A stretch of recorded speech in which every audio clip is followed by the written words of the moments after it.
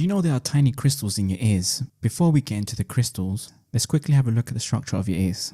There are three main parts: outer ear, middle ear, inner ear. And before we dive into ear crystals, let's quickly learn about how hearing works. Your ears turn sound into nerve signals your brain can understand. Sound waves make the eardrums vibrate, which in turn moves a chain of tiny bones within your middle ear.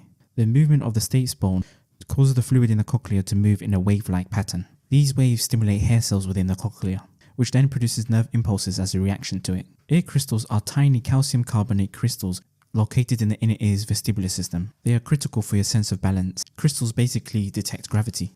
When you tilt your head, gravity moves the crystals in your ears, and those changes are picked up by hair cells that signal to the brain direction and balance. So imagine if those crystals got loose.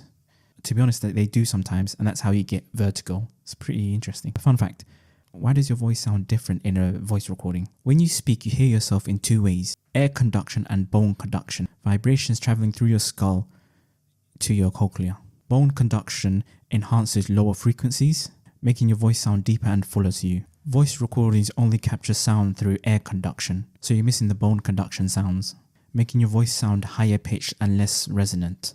So if you think like Pop Smoke has a deep voice, like imagine how it sounds to him when he speaks out loud. Honestly, he must get a headache from all the bone vibrations. Thank you for hearing me out.